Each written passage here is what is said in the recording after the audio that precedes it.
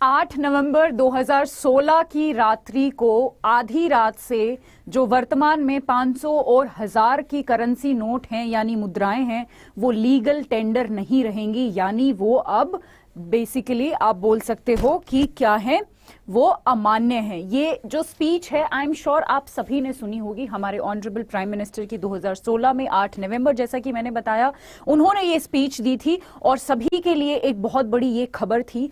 आज जो है 6 साल बाद उस पर कि क्या वो डीमोनेटाइजेशन का जो फैसला लिया गया था क्या वो सही लिया गया था और क्या क्या उसके बेसिकली परिणाम हैं, उन सब चीजों पर सुप्रीम कोर्ट ने अपना एक वर्डिक्ट दिया है। सुप्रीम कोर्ट ने अपना एक फैसला सुनाया है जो आज के सेशन में हम देखने वाले हैं। एक्चुअली जब से 2016 से जब ये फैसला लिया गया, 2016 में जब ये फैसला लिया गया था, तभी बहुत सारे लोगों ने इसके खिलाफ या फिर इसको ये बोलते हुए कि इसमें बहुत सारे प्रावधानों को सही से नहीं इस्तेमाल किया गया है, रूल्स और रेगुलेशंस को अच्छे से नहीं फॉलो किया गया है, कानूनों को अच्छे से नहीं फॉलो किया गया है, तो इसके खिलाफ काफी सारी याचिकाएं दायर हुई थी। करीबन 58 याचिकाएं जो है दायर हुई थी और तब से ही ये मामला सुप्रीम कोर्ट में चल रहा है। फाइनली अब जाके कल की ही ये न्यूज है, कल की ही ये खबर है कि 2016 से जो चीज चल रही थी, आज 6 साल बाद जो है इस पर सुप्रीम कोर्ट ने फैसला सुनाया है। तो आज के सेशन में हम सारी कुछ चीजें जानेंगे कि क्या है सुप्रीम कोर्ट का फैसला और क्या कुछ नई चीजें जो हैं यहां पर हुई हैं।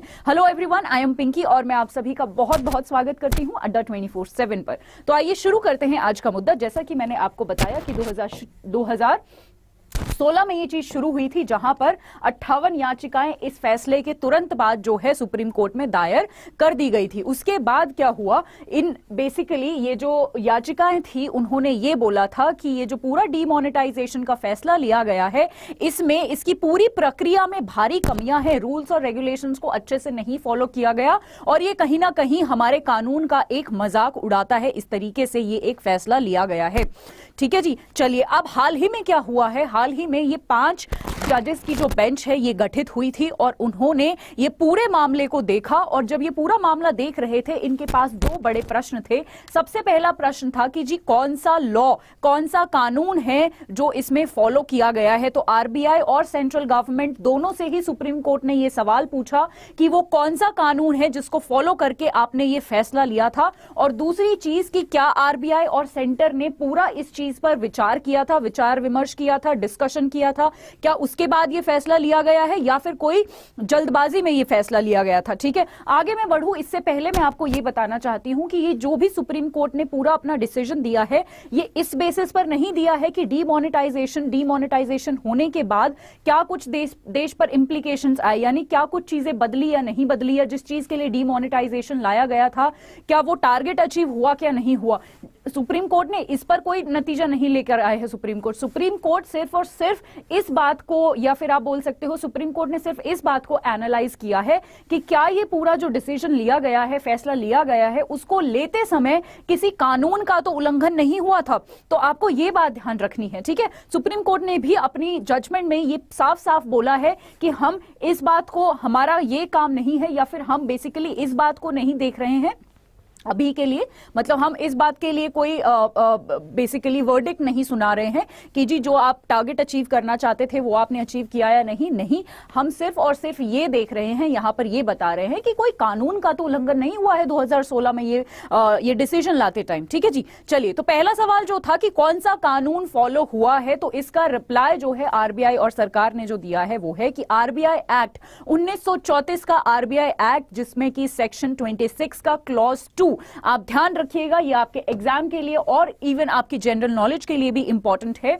1934 का आरबीआई एक्ट, उसमें भी सेक्शन 26 और उसका भी क्लॉज 2 की यहां पर बात करी गई है, जिसको यूज करके ये पूरा फैसला लिया गया है। और यहां पर आपको बहुत बहुत इंपॉर्टेंट एक चीज है जो याद रखनी है। क्लॉज 2 ये कहता है, और यही आगे जाके एक कंट्रोवर्सी का भी मुद्दा बनेगा ये क्लॉज 2, तो प्लीज ध्यान से सुनिएगा क्लॉज 2 का क्या मतलब है। क्लॉज 2 ये कहता है कि अगर सरकार ये चाहती है, अगर या फिर आरबीआई ये चाहता है कि कोई भी एक सीरीज, ध्यान रखिएगा ये जो शब्द है सीरीज आपको याद रखना है कि कोई भी एक सीरीज के नोट, अगर मान लो किसी तरीके से कोई खराब नोट छप गए या फिर किसी तरीके से कुछ खराबी हो गई उनमें, तो एक सीरीज अगर आरबीआई को बैन करवानी है, मार्केट से हटवानी है, रुकवानी है, कुछ भी करवाना है, तो वो सरकारी या फिर आप बोल सकते हो सेंट्रल बैंक को बोलकर एक गैजेट छपवा सकता है, मतलब एक जनता में बता सकता है कि जी ये वाले सीरीज के नोट ना हम बंद कर रहे हैं, हम बैन कर रहे हैं। पर यहां पर रूल क्या कहता है कि सिर्फ सीरीज, मतलब कुछ सीरीज के नोट्स ही आप बैन करवा सकते हो। आप पूरे के पूरे 500 और 1000 के नोट उठा के नहीं बैन करवा सकते। आपने तो सब कुछ ही, मतलब 500 और 1000 पूरा ही बैन कर दिया। रूल में तो सिर्फ ये लिखा है कि अगर कोई सीरीज कोई गलती से गलत प्रिंट हो गई है या कुछ खराबी हो गई है किसी में, वो सीरीज आप बैन करवा सकते हो, ठीक है। इसीलिए ये पूरा जो मुद्दा है ये कंट्रोवर्सी का मुद्दा है कि जी आप जिस रूल को बता रहे हो कि हमने ये वाला रूल फॉलो किया है, वो रूल तो एक्चुअली में एग्जिस्ट ही नहीं करता जिस तरीके से आप उस रूल को बता रहे हो, ठीक है। तो ये है पूरा मुद्दा, राइट।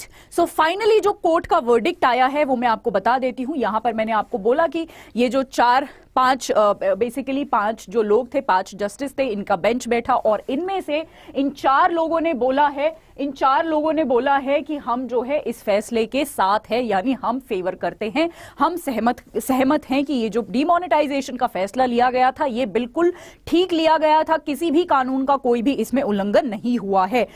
हालांकि एक यहां पर जस्टिस है, जस्टिस नागरत्ना, उन्होंने ये बोला है कि मैं इसके खिलाफ हूं, क्योंकि इन्होंने अपने अलग अलग रीजंस दिए हैं, कारण दिए हैं। वो कारण मैं थोड़ी देर में आपको बताऊंगी, बट इन्होंने ये जो है इसके खिलाफ हो गई है। देखिए हमारे लिए यहां पर इन्होंने क्या बोला है वो तो जरूरी है ही, ये हम जान चुके हैं कि ये फेवर में है। उन्होंने बोला है कि कोई दिक्कत नहीं है, ये ठीक रूल है और है ना, डिमोनेटाइजेशन ठीक किया गया था। पर इनका ओपिनियन जानना भी हमारे लिए बेहद जरूरी है। देखिए क्रिटिसिज्म भी जानना हमारी लाइफ में भी, और कोई भी चीज हो रही है, चाहे ऑपोजिशन का पॉइंट ऑफ व्यू है या फिर कोई ऐसी चीज है जो क्रिटिसिज्म वाली चीज है, वो भी जानना बेहद जरूरी होता है। तो इनका पॉइंट ऑफ व्यू आज के लेक्चर में काफी इंपॉर्टेंट रहने वाला है। और इन्होंने ही जो मैंने अभी आपको ये जो रूल नंबर बताया है, ये जो आरबीआई एक्ट का ये जो एक्ट नंबर क्लॉज 2 बताया है, इन्होंने ही इस बेसिकली इस एक्ट को पब्लिक के सामने ये लेकर आई हैं और बोला है कि ये एक्ट तो एक्चुअली में ऐसा कह ही नहीं रहा है जो आप यहां पर कह रहे हो, ठीक है। चलिए आगे बढ़ते हैं। सो बेसिकली क्योंकि आपको पता है 4 लोगों की मेजॉरिटी थी, 4 लोगों ने इसको फेवर किया है, तो सुप्रीम कोर्ट ने इसको फेवर किया है और ये नतीजा ये आ चुका है कि डीमोनेटाइजेशन 2016 में हुआ था वो एकदम सही डिसीजन था। ये है सुप्रीम कोर्ट का एक्चुअल वर्डिक्ट। चलिए अब कुछ चीजें जान लेते हैं। ये भी इंडियन एक्सप्रेस का ही, जैसे ये इंडियन एक्सप्रेस का आर्टिकल था और यही इंडियन एक्सप्रेस का जो हेडलाइन भी थी, ये भी इंडियन एक्सप्रेस से ही मैंने लिया है। एक बहुत अच्छा मुझे कार्टून लगा, तो मुझे लगा आप लोगों से जरूर शेयर मुझे करना चाहिए। What government did to legal tender is legal, not necessarily tender. मतलब सरकार का और सुप्रीम कोर्ट का ये कहना है कि जो सरकार ने किया है लीगल टेंडर के साथ, वो लीगल है, कानूनी रूप से वो सही है। हालांकि वो टेंडर नहीं है। टेंडर होता है कोई भी चीज जब सॉफ्ट होती है, कोमल होती है, तो शायद वो निर्णय एक सॉफ्ट और कोमल डिसीजन ना हो, पर वो कानूनी रूप से सही है। ये है हमारे सुप्रीम कोर्ट का कहना, ठीक है जी, नोट बैन के ऊपर। चलिए अब देखिए यहां पर 2 पक्ष बड़े जरूरी हो जाते हैं। उन्होंने अपनी क्या क्या बातें रखी हैं। एक तो केंद्र सरकार ने क्या बोला है। जब सुप्रीम कोर्ट ये फैसला ले रही थी तो सुप्रीम कोर्ट ने दोनों लोगों को बिठाया, केंद्र सरकार को और आरबीआई को, दोनों से अलग अलग सवाल पूछे। दोनों से ये पूछा कि क्या तुमने प्रॉपर टाइम लिया है इस फैसले पर जाने के लिए। तो आरबीआई ने बिल्कुल बोला कि केंद्र सरकार ने हमें 6 महीने पहले ही बता दिया था कि ये फैसला हम लेने वाले हैं, तो हमने पूरा प्रॉपर इस पे सोच समझ कर ये फैसला लिया गया है। सारे कागज, सारे जितने भी डॉक्यूमेंट्स थे वो भी सुप्रीम कोर्ट को आरबीआई ने दिखा दिए कि देख लीजिए हम 6 महीने से इसको प्लान कर रहे हैं। अब आरबीआई से भी और केंद्र सरकार से, दोनों से ही सवाल पूछे गए। केंद्र सरकार ने अपने पक्ष में ये बोला है कि हमने ये फैसला इसलिए किया था ताकि जितने भी जाली नोट हैं, जिनको हम फेक करेंसी कहते हैं, या फिर जितने भी जो बेहिसाब धन है जिसको हम ब्लैक मनी बोल रहे हैं, जो करप्शन का एक बहुत बड़ा कारण होता है, या फिर टेरर फाइनेंसिंग, जो आतंकवादियों को हम आतंकवादी गतिविधियां रोकने के लिए या टेरर फाइनेंसिंग जो हम करते हैं, वो सारी चीजें रुक सके। इस चीज के लिए इसीलिए हमने ये डिमोनेटाइजेशन का फैसला लिया है। और उसके साथ साथ अगर हम ऐसा करेंगे, नोटबंदी पर थोड़ा सा कंट्रोल करेंगे, इस चीज को करेंगे, डिमोनेटाइजेशन को करेंगे, तो कहीं ना कहीं डिजिटल इंडिया या फिर डिजिटल अर्थव्यवस्था, डिजिटल इकोनॉमी जो है हमारी, वो भी बढ़ेगी। दूसरी तरफ आरबीआई ने भी कुछ सिमिलर सी चीजें कही हैं। अगेन आरबीआई ने ये कहा है कि हमने जो है हर एक रूल का पालन किया है, हर एक कानून का पालन किया है, हमने सेंट्रल गवर्नमेंट से अच्छे से डिस्कस करने के बाद ये फैसला लिया है। और ऐसा भी नहीं है कि लोगों को अपना पैसा जो है हमने जल्दबाजी में, बिल्कुल ऐसा नहीं है कि हमने सिर्फ 2-3 दिन दिए हैं लोगों को कि तुम अपना सारा पैसा जमा कर दो वरना ये हो जाएगा वो हो जाएगा। हमने पूरे दिन 50 से ज्यादा दिन यानी 52 दिन के आसपास लोगों को अपना पैसा जो है वो बदलने के लिए बोला है। तो ये दोनों ही पक्षों के जो भी थे ओपिनियंस थे। चलिए अब जान लेते हैं इनका पक्ष जो इन्होंने बोला है। मैंने बताया कि जो नागरत्ना जी हैं उन्होंने बोला है कि मैं इसको फेवर नहीं करती। अब इन्होंने 2 पॉइंट्स मेजरली बोले हैं। सबसे पहला पॉइंट जो मैंने एक्ट पर आपको बताया था, जब आरबीआई 1934 का जो एक्ट जब मैं आपको पढ़ा रही थी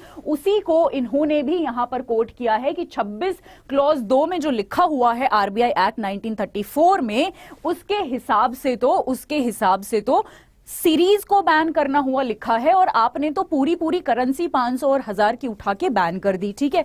दूसरा इनका ये कहना है कि जब ये नोट बैन हुआ तो 98% पैसा जो था इकोनॉमी में वो बैंकों के पास आ गया। मतलब नोट जब हमने, आप सभी को पता है, हम लोगों ने भी जमा करे हैं बैंकों में जाके जितने भी 500-1000 के नोट थे, तो 98% तो बैंकों के पास वापस आ गया।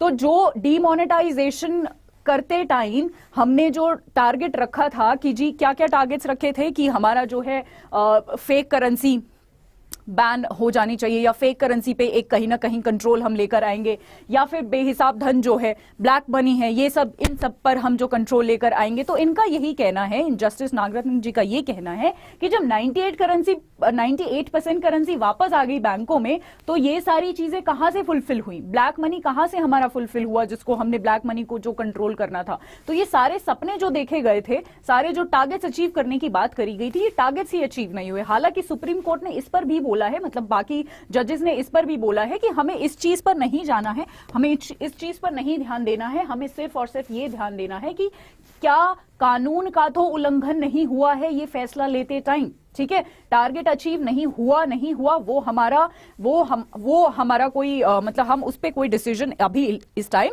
नहीं ले रहे हैं। ठीक है, चलिए अब लास्ट में जाते जाते सुप्रीम कोर्ट ने ये भी बोला, आप देख सकते हैं, ये भी बोला कि जो आरबीआई एक्ट था 1934 उसमें भी इन्होंने जो उसका मीनिंग था, उसका जो मतलब था, जो मैंने आपको बताया कि आप सिर्फ सीरीज बैन कर सकते हो, उस मीनिंग को भी बदल दिया है। और अब उसका जो मीनिंग हो गया, आपको पता है हमारा संविधान में जो भी चीजें लिखी हुई होती है, हमारा सुप्रीम कोर्ट उसका मतलब जो है उसकी व्याख्या करता है, मतलब। ठीक है, तो सुप्रीम कोर्ट ने ये भी किया है कि जो वो एनी लिखा हुआ था ना कि सिर्फ एक सीरीज को आप बैन कर सकते हो, अब वो ऑल भी इसमें इंक्लूड होता है। यानी अगर आपको पूरा करेंसी, पूरा वो वैल्यू, चाहे 500 का हो, 1000 का हो, आगे शायद हो सकता है 2000 का बैन कर दे, तो पूरा भी सरकार और आरबीआई जो है वो बैन कर सकती है। अब ये जो है ये एक नई व्याख्या, एक नई परिभाषा हो गई है आरबीआई एक्ट 1934 सेक्शन 26 क्लॉज 2 की। ठीक है, तो ये एक नया, बेसिकली एक नई चीज थी जो एक इंट्रोड्यूस करी इस डिसीजन लेते टाइम। तो आज के लिए इतना ही। आई होप आपको ये अच्छा लगा हो, आपको पूरा जो जितने भी एंगल्स थे, जितने भी पॉइंट्स थे, ये सारी चीजें आपको आज समझ आ गई हूं। ठीक है, जाते जाते मैं आपको 1-2 चीजें बताना चाहती हूं। आप सभी को पता है मेरा द बिगर पिक्चर कल से 2 जनवरी से 5 बजे, शाम को 5 बजे आने लगा है। पहले मैं आपके साथ 7 बजे मिलती थी, सुबह 7 बजे मिलती थी। करंट अफेयर्स मैं यहां पर करवाती हूं। The bigger picture current affairs का 1 स्टॉप सोल्यूशन है, जहां पर मैं सारे करंट अफेयर्स आपको करवाती हूं। पीडीएफ भी आपको डेली प्रोवाइड होती हैं। तो बस मैं यही कहना चाहती हूं कि कल आपने मुझे बहुत अच्छे से यहां पर सपोर्ट किया था, आज भी मुझे आप सभी के सपोर्ट की यहां पर जरूरत है। शाम को 5 बजे मैं आऊंगी, तो मेरे साथ द बिगर पिक्चर में आप सभी जुड़िएगा। और एक और बात, मैंने अपना टेलीग्राम चैनल भी क्रिएट कर लिया है। इसी सेशन के डिस्क्रिप्शन में मेरे टेलीग्राम चैनल का लिंक भी आपको मिल जाएगा, जहां पर आपको सारे नोट, सारे वीडियो, सारे पीडीएफ्स में शेयर करूंगी। तो आप उस टेलीग्राम चैनल को भी ज्वाइन करिएगा। जाते जाते मैं बता दूं, किसी भी महापैक अगर आपको कोई भी महापैक चाहिए या सारे लाइव क्लासेस पर अभी के लिए 77% ऑफ चल रहा है, और इसको अवेल करने के लिए please use the code Y674। ठीक है, आपके लिए बहुत ज्यादा बेनिफिशियल होगा। ये हमारी तरफ से एक नया साल का नया तोहफा है आप सभी के लिए। या फिर अगर आप किसी भी एग्जाम के लिए इनमें से प्रिपेयर कर रहे हैं RBI grade B, SEBI, SIDBI, bank of Maharashtra वगैरह वगैरह, तो बैंकिंग एग्जाम्स हो, रेगुलेटरी एग्जाम्स हो, मैं आपके करंट अफेयर्स ले रही हूं, उसके लिए आप Y674 अगेन ये कोड यूज करिएगा 78% का डिस्काउंट अवेल करने के लिए, राइट। ये फिर से द बिगर पिक्चर का जो सरप्राइज है, एक नई साल की नई शुरुआत है। 5 से 6 बजे 1 घंटा में जुड़ती हूं, करंट अफेयर्स आपके बहुत ही अच्छी तरीके से वहां पर कवर होते हैं। आई एम अगेन श्योर कि आज भी जैसे कल आपने मुझे सपोर्ट किया, आज भी आज सभी लोग मुझे सपोर्ट करेंगे। आज कल हमारे 100+ लाइव व्यूअर्स थे। जब मैंने शुरू किया तो हमारे पास 2-3 लाइव व्यूअर्स थे और उसके बाद हमने 100 का कल जो है माइलस्टोन अचीव करा है आप लोगों की सपोर्ट की वजह से। ये तो मैं आप सभी को धन्यवाद भी करना चाहती हूं और उसके साथ साथ रिक्वेस्ट भी करना चाहती हूं कि आप मेरे साथ आज फिर से शाम को 5 बजे द बिगर पिक्चर में जुड़िए। चलिए, थैंक यू सो मच। कल मैं फिर से कुछ बर्निंग इश्यूज के साथ आऊंगी। तब तक के लिए stay tune and thank you so much.